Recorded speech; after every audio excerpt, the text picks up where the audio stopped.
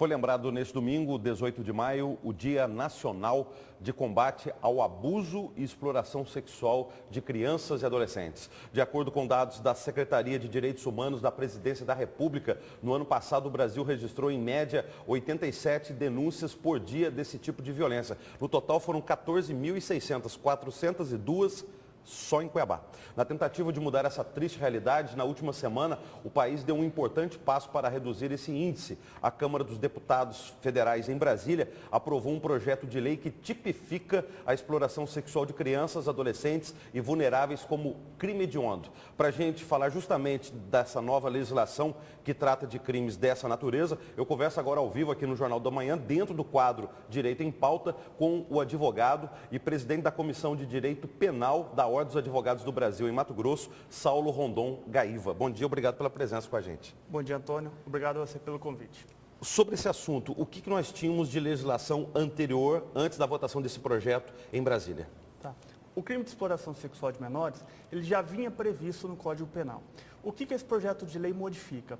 Ele dá um tratamento mais severo, mais austero para esse crime de exploração sexual de menores ou adolescentes. O ECA, o Estatuto da Criança e Adolescente, lá da década de 1990, existente há 20 anos, ele também tratava desse crime?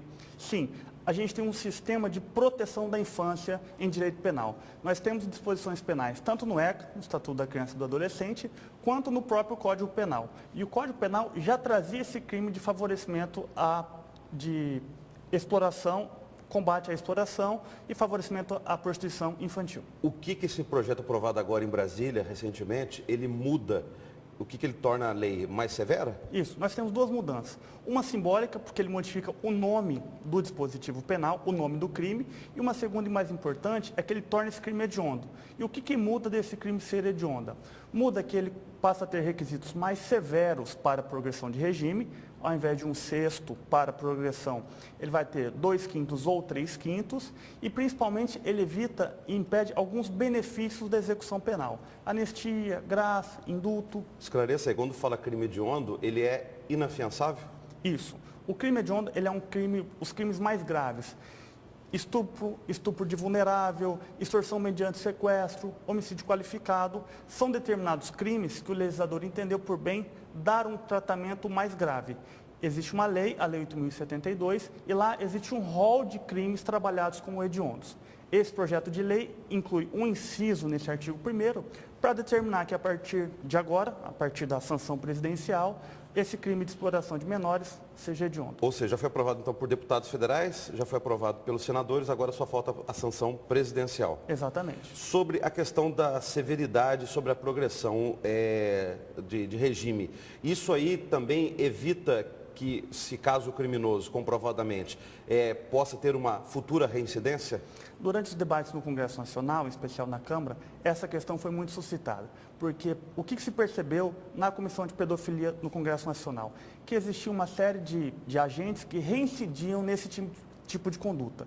E aí o tratamento como crime hediondo, ele permite esse maior encarceramento e, em consequência, seria um desestímulo à reincidência. E em estados onde não temos o regime semiaberto, também é um risco, como era antigamente a questão da progressão.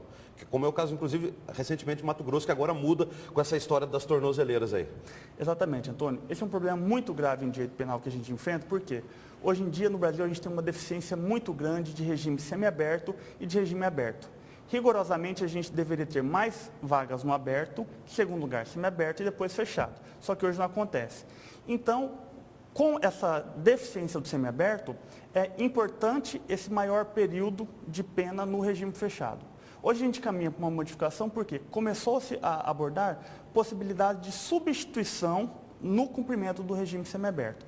E aí, por exemplo, na falta do estabelecimento para o semiaberto, a gente tem visto o Estado, por exemplo, de Mato Grosso, investindo em tornozeleiras para fazer esse monitoramento. O senhor citou entre os crimes hediondos, além desses crimes contra a criança e adolescente, o estupro. No caso da lei do estupro, vê hoje nem mais uma conjunção carnal. Situações já são caracterizadas como estupro. Nesse caso do abuso sexual de crianças e adolescentes, também essa nova lei, ela trata dessa questão ou não chega nesse pormenor aí? É bem interessante que o Código Penal, ele separa a forma de criminalização. o estupro de menores ele tem um tipo específico, que se chama estupro de vulnerável, e o artigo da exploração, ele trata outros tipos de condutas. Quais condutas que estão nesse tipo penal? As condutas de favorecimento à exploração sexual em qualquer espécie. Nós temos nos estudos dos crimes contra a dignidade sexual, 4 espécies de violência sexual. As mais comuns, a prostituição, o tráfico de crianças para fins sexuais, que são os 2 mais importantes. E em relação a menores, é até imprópria o uso da palavra prostituição. E por que é imprópria? Porque tem-se uma ideia que a prostituição seria uma escolha, não sei se legítima ou não, uma troca de um ato sexual por uma vantagem de qualquer natureza. E em relação à criança, a gente não tem propriamente uma escolha. A gente tem uma submissão, uma imposição, uma verdadeira pena que atinge essa criança, não apenas na sua liberdade, mas principalmente no seu desenvolvimento, no seu futuro enquanto cidadão. Essa nova lei que torna mais severo aí a punição de quem comete crimes de abuso sexual de crianças e adolescentes. Sobre o cumprimento da pena, o ambiente, ela define algumas características? Ela tem a modificação por quê? Por se tratar de crime hediondo, o condenado deixa de cumprir 1/6 no regime inicialmente fechado e passa a cumprir 2/5 ou 3/5, a depender se ele é reincidente ou não. Então, por exemplo, aquele que pela primeira vez pratica esse crime, ao invés de ficar 1/6 em regime fechado, ele vai ficar 2/5 e, se for incidente, ele vai ficar 3/5 no regime fechado. Comenta-se que quem pratica abuso sexual contra crianças e adolescentes também é abusado no sistema prisional. Sobre isso, essa nova lei, ela preserva a integridade do criminoso, apesar desse crime bárbaro de abusar sexualmente de crianças e adolescentes, ou não? Na verdade, não. E esse é um outro problema também, porque nós temos que separar as situações. Aquele que pratica esse crime é um crime vil, é um crime repugnante, é um crime gravíssimo? Mas para isso ele se submete ao processo, para isso ele sofre uma pena, uma sentença penal condenatória, e aí toda espécie de autotutela, de agressão, ainda que dentro do presídio, ela não é recomendada. Geralmente, a defesa de quem abusa sexualmente de crianças e adolescentes, às vezes usa a seguinte questão. O cliente não é um criminoso, ele é um doente, ele tem um problema. Essa nova lei trata de alguma questão também nessa área, vamos dizer, de saúde pública, de saúde desse criminoso, não. Depois de apenado ou não? Não. Ela centra-se na questão da transformação desse crime em crime hediondo e aí, em consequência desse crime, tem esse tratamento mais severo. Mas as outras questões que permeiam o crime em questão, tanto em relação a quem comete quanto em relação à vítima, elas não são tratadas. Essa nova lei, tendo a sanção presidencial, ela já entra em vigor ou precisa ainda de um decreto regulamentando ou de uma nova lei no Congresso para regulamentar? Não, ela é autoaplicável e o projeto de lei vem com aquela cláusula que ela entra em vigor na data da publicação. Então, a partir da assinatura e da publicação no Diário Oficial da União, ela passa a estar valendo.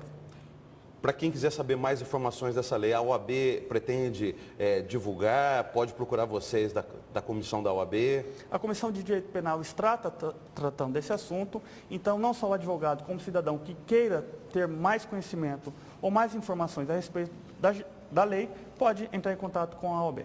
Muito obrigado pela sua presença ao vivo aqui no Jornal da Manhã. Bom dia. Eu que agradeço, Antônio. Bom dia.